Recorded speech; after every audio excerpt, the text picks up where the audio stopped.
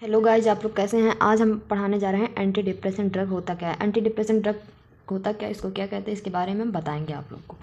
Anti मतलब क्या होता है, अगेंस्ट। अगेंस्ट किसके, डिप्रेशन। एंटी डिप्रेशन मतलब डिप्रेशन के अगेंस्ट जो ड्रग होते हैं उसे एंटी डिप्रेशन कहते हैं। मतलब डिप्रेशन के अगेंस्ट जो मेडिसिन या जो ड्रग दिए जाते हैं उसको एंटी डिप्रेशन ड्रग कहते हैं। अब हम बात करते हैं एंटी डिप्रेशन ड्रग होता क्या है। Anti depression drug are those drugs which are used for the treatment of depressive illness. मतलब वह ड्रग होता है जिसका यूज़ हम किस लिए करते हैं, ट्रीटमेंट करने के लिए। डिप्रेसिव इलनेस या डिप्रेसिव इलनेस हो गया, स्ट्रेस हो गया, एंजाइटी, ये सब मतलब जिसमें पेशेंट डिप्रेशन में रहे उसको ट्रीट करने के लिए जो ड्रग का यूज़ करते हैं उसको एंटी डिप्रेशन ड्रग कहते हैं। अब हम बात करते हैं एंटी डिप्रेशन ड्रग को किस नाम से जानते हैं। एंटी डिप्रेशन ड्रग को हम मूड एलिवेटर्स भी कहते हैं, थाइमोलेप्टिक्स भी कहते हैं। ये दो नामों से इसको जाना जाता है।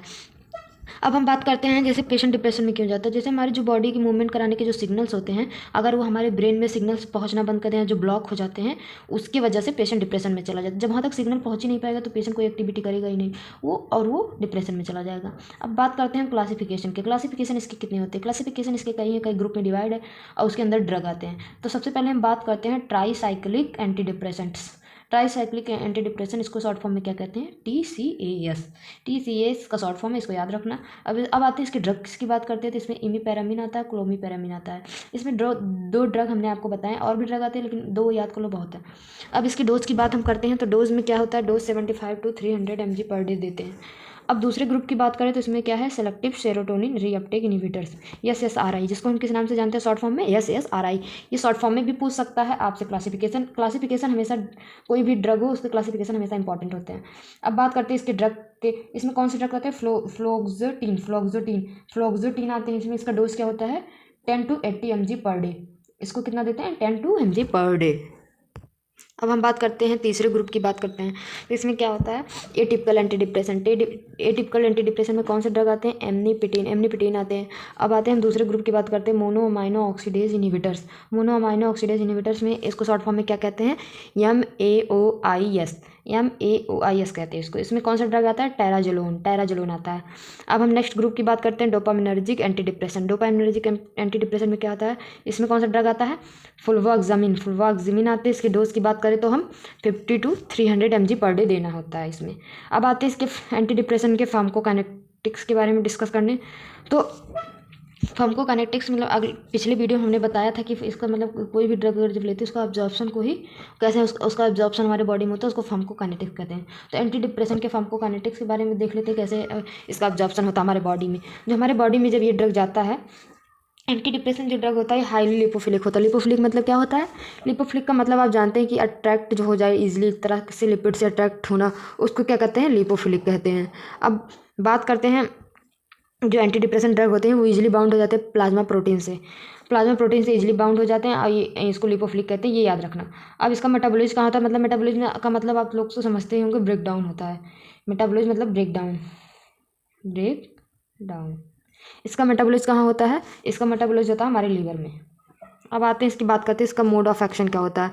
मोड ऑफ एक्शन इसका क्या होता है, सबसे पहले मोड ऑफ एक्शन इसका क्या होता है तो ग्रुप वाइज हम आपको बताते हैं। जो TCA होता है, ट्राईसाइक्लिक एंटी डिप्रेसेंट्स जो ड्रग होते हैं, इसका मोड ऑफ एक्शन क्या होता है, ये जो हमारे नॉर इपिनेफ्रिन होता है उसको बढ़ा देता है और ब्लॉक कर देता है सेरोटोनिन लेवल को हमारे ब्रेन में। और MAOIS जो शॉर्ट फॉर्म हमने बताया था, इसका मतलब होता है मोनोअमाइन ऑक्सीडेज इनहिबिटर्स। ये जो होता है ये न्यूरोट्रांसमीटर लेवल को बढ़ा देता है। न्यूरोट्रांसमीटर बहुत सारे होते हैं हमारे ब्रेन में। इसमें क्या होता है, सबसे पहले एग्जांपल में हम देख लेते हैं डोपामिन। जैसे डोपामिन का लेवल ये बढ़ा देगा और इनहिबिट करता है their break down in brain. मतलब जो न्यूरोट्रांसमीटर जो पहले ब्रेक होता था वो इनहिबिट कर देगा, वो रोक देता है मतलब ब्रेन में, ताकि ब्रेक डाउन ना हो। अब हम बात करते हैं सेरोटोनिन SSRI। इसका मतलब इस ग्रुप का हम बता रहे थे कि इसमें ड्रग आते हैं SSRI, शॉर्ट फॉर्म इसको कहते हैं। तो इसमें जो होता है सेरोटोनिन लेवल बढ़ा देता है ब्रेन में हमारे। ये स्पेशली किस पे वर्क करता है, सेरोटोनिन लेवल को बढ़ा देता है। अब इसके इंडिकेशन की बात करते हैं तो किस में देते हैं, इंडिकेशन में जैसे एंटी डिप्रेशन ड्रग आप लोग को पता ही होगा कि किस चीज़ में देते हैं ट्रीट करने के लिए डिप्रेशन को। और कोई चाइल्डहुड साइकेट्रिक इलनेस हुआ हो उसमें उसको ट्रीट करने के लिए, OCD हुआ है, पैनिक अटैक मतलब घबराहट सी होनी, इस अटैक आना, कोई पैनिक अटैक आना, तो इस सब की कंडीशन में हम उसको देते हैं ताकि मतलब वो शांत रहे। अब हम बात करते हैं इसके साइड इफेक्ट में। साइड इफेक्ट में सबसे ज़्यादा ऑटोनॉमिक साइड इफेक्ट दिखाई देते हैं। साइड इफेक्ट ऑटोनॉमिक मतलब कॉमन से जो साइड इफेक्ट होते हैं, जैसे ड्राई माउथ हो गया, कॉन्स्टिपेशन हो गया, यूरिन रिटेंशन हो गया, ये सब आते हैं। अब हम देखते हैं CNS में कौन सा साइन सिम्टम देखते हैं, सेडेशन होता है, ट्रीमर तो आप लोग को पता है, ट्रीमर झटके होते हैं, जो झटके आते हैं उसको कहते हैं सीजर्स हो गया। इतने सारे CNS में सिम्टम्स देखने को मिलते हैं। अब हम बात करते हैं कार्डियक में। कार्डियक में टैकीकार्डिया होता है और एलर्जी भी देखने को मिलते हैं, जैसे स्किन में एलर्जी शो होता है, बर्निंग सेंसेशन होता है, मेटाबॉलिक साइड इफेक्ट भी दिखाई देते हैं। अब हम बात करते हैं नर्सिंग रिस्पॉन्सिबिलिटी की। नर्सिंग रिस्पॉन्सिबिलिटी क्या होती है? नर्सिंग रिस्पॉन्सिबिलिटीज़ का यही होता है जो हम मतलब MAOIS होता है, जो ये जो ग्रुप हमने बताया था आप लोग को।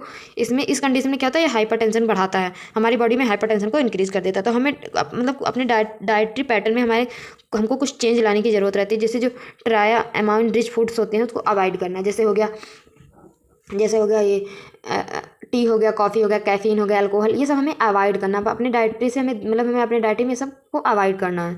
अब हम नर्सरी रिस्पॉन्सिबिलिटी में और क्या हो सकता है, मॉनिटर करेंगे उसके सिम्टम को, वाइटल मॉनिटर करेंगे, और पेशेंट को कोई मतलब ड्रग्स के अगर कोई साइड इफेक्ट्स हो रहे हैं उसको तुरंत मॉनिटर करना, असेस करना है। और अगर कोई मतलब पेशेंट को अगर कोई प्रॉब्लम हो रही है उसको कंफर्ट प्रोवाइड करना है, या पेशेंट को इंश्योर करना उसके सेफ्टी के लिए, मतलब हर चीज़ उसका मेंटेन करके चलना, हर चीज़ प्रॉपर असेसमेंट करके चलना, इसके साइंस ये नर्सेस रिस्पॉन्सिबिलिटी होते हैं।